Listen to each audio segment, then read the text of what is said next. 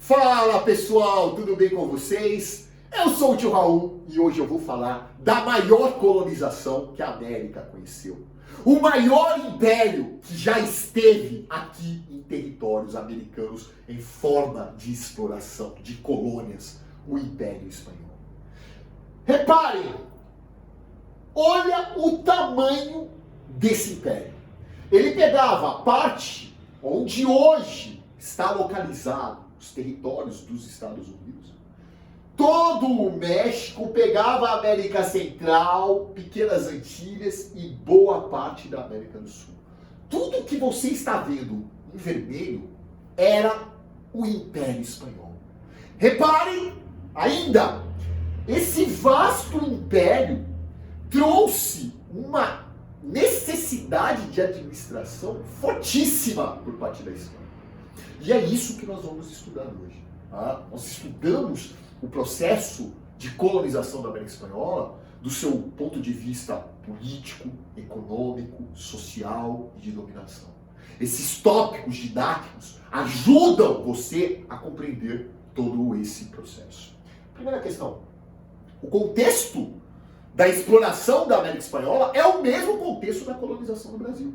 Ou seja, o mercantilismo, aquela política econômica do século XV ao XVIII, né? Aquela política econômica intervencionista, daqueles reis absolutistas que pregavam balança comercial favorável, intervencionismo, metalismo, protecionismo. É isso que eu quero que você entenda.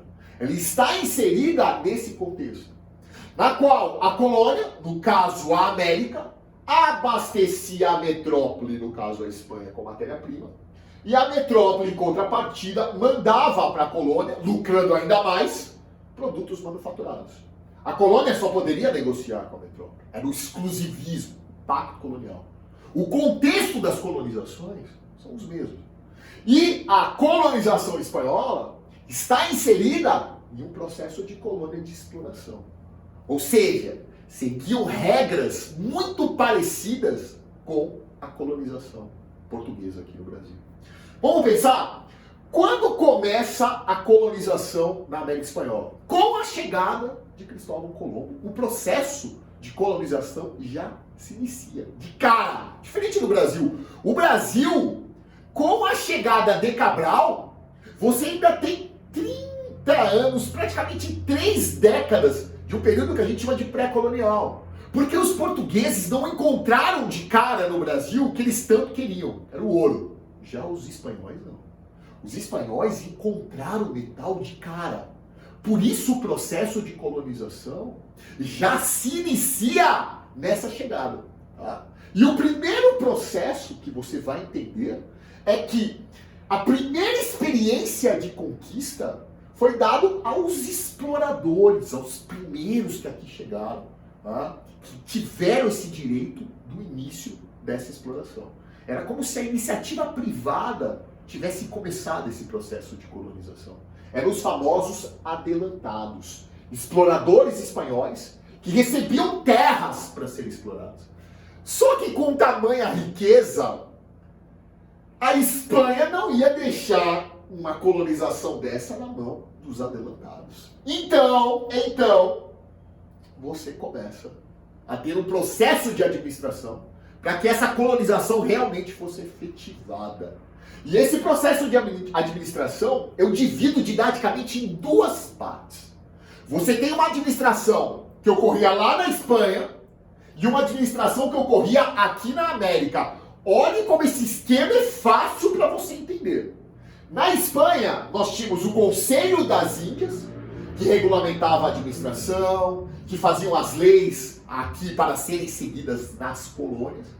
E além disso, nós tínhamos a Casa de Contratação, com a sede lá em Sevilha, lá na Espanha, que era responsável por organizar o comércio e fiscalizar os pagamentos dos impostos. É interessantíssimo porque esse mecanismo de administração lá na Espanha complementava a administração aqui na América. Aqui no Brasil, por exemplo, nós tivemos um processo de administração dividido em capitanias hereditárias. A América Espanhola era um pouco mais complexo. Por quê? Porque era maior. Então, basicamente, eles vão dividir esse processo de administração em duas questões: vice-reinos e as capitanias gerais. Ambos tinham 4 subdivisões administrativas. Os vice-reinos eram mais povoados, era a área da exploração geralmente do metal, do ouro, da prata. Então você tem o vice-reino da Nova Espanha, Nova Granada, Peru, Prata. Já as capitanias gerais eram regiões menos povoadas, geralmente eram regiões de conflito, estabelecidas em zonas que você precisava ter ali a presença espanhola, mas não necessariamente eram tão lucrativas. Aí as capitanias gerais você tem Guatemala, Cuba, Venezuela, Chile. E é interessante que tanto os vice-reinos quanto as capitanias gerais tinham as suas câmaras administrativas, que a gente chamava de cabildos, ou simplesmente conhecidos como câmaras municipais. Olha o mapa, veja o mapa. Você consegue verificar exatamente os vice-reinos. O vice-reino da Nova Espanha, região hoje onde se encontra o México, tá? O vice-reino, professor Raul, de Nova Granada, do Peru e do Prata, junto com as capitanias gerais de Cuba, de Venezuela, a capitania geral da Guatemala e a capitania geral do Chile.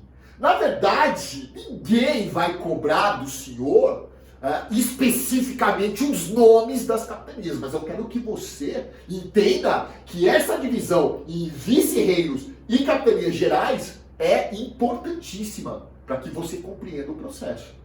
Você tem toda essa situação administrativa aqui na América baseada nesses dois mecanismos.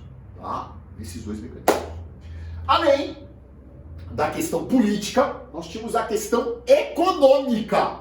E a economia na América Espanhola, diferente do Brasil, que boa parte no início da colonização era um sistema de plantation, em relação à cana-de-açúcar. Cana-de-açúcar, é muito comum essa questão. Preste bem atenção. É mais difícil explorar a cana, no caso, Portugal em relação ao Brasil, ou o ouro e a prata, no caso, a Espanha em relação à América Espanhola? Filho, você vai roubar a cana. Pra quê? Pra chupar a cana? Você precisa ter uma fiscalização da cana. Agora, preste atenção no ouro. O ouro você desvia. O ouro precisa de uma fiscalização muito maior. Então, essa economia de exploração do ouro, da prata, que nós chamamos de metalismo, ou também chamada de bulionismo na Espanha, essa relação precisava de uma fiscalização muito maior. E basicamente nós tínhamos o sistema de exploração fincado na mita e na encomienda. O interessante é que a mita era de origem caica. Para quem não viu a aula sobre as civilizações pré-colombianas, onde eu explico isso, vale a pena, tá em outro vídeo, vale a pena ver. Então, a mita de origem caica já era um serviço que os próprios incas exploravam a sua população, de uma forma quase que uma servidão coletiva. Era o trabalho compulsório daquelas minas, que os espanhóis adotaram e depois aperfeiçoaram, levando a uma exploração ainda maior com a encomienda, que junto com essa exploração vinha uma moeda de troca. Você vai ser explorado, mas ainda vai ser evangelizado. Trabalho compulsório em troca da evangelização.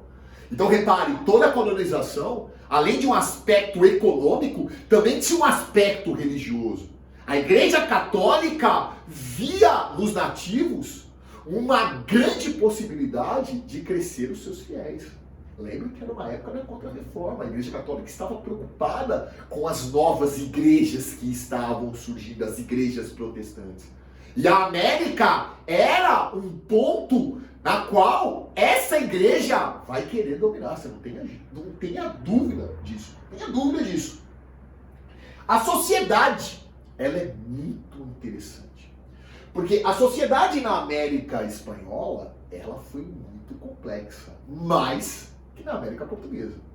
Você vai ter a base, que é uma base escrava, tanto índios como negros, só que é interessante porque até pela dificuldade de trazer negros da África para serem escravizados, pela distância em relação a algumas partes da colônia, por exemplo, como na América do Sul, a região dos Andes, por exemplo. Então, essa dificuldade fez com que a maioria dos escravos aqui fossem indígenas, diferentes do Brasil, que teve uma maioria, uma mão de obra africana. Outra questão. Além dos escravos, você tinha uma população de homens livres, que eram trabalhadores braçais, desqualificados, que nós chamamos de mestiços. E aqui você vai verificar como essa sociedade era racista, era extremamente de castas, hierarquizada, tá? Nessas duas diferenças. Você tinha uma classe chamada chapetone e crioulo. Qual era a diferença dela? Um colono nascido na Espanha, que eles chamavam de espanhol puro, era o chapetone. Os altos cargos de comando na colonização estavam na mão dos chapetones. Tá? Colonos espanhóis brancos nascidos na Espanha. Só que se você fosse um descendente, ou seja, se você fosse espanhol, mas nascido na América, você já estava um degrau abaixo. Você era os crioulos.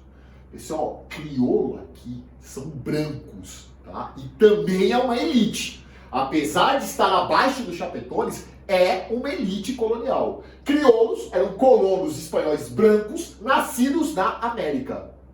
É essa diferença entre chapetones e crioulos, nós vamos ver numa próxima aula, que irá ser uma das razões dos conflitos que levará ao processo de independência da América Espanhola. Porque os crioulos não aceitavam essa diferenciação em relação aos chapetones. Tá? Outra questão, toda essa área era uma área muito povoada por indígenas e até civilizações, como os astecas, como os incas. Como se deu? Como, na verdade, aconteceu essa dominação?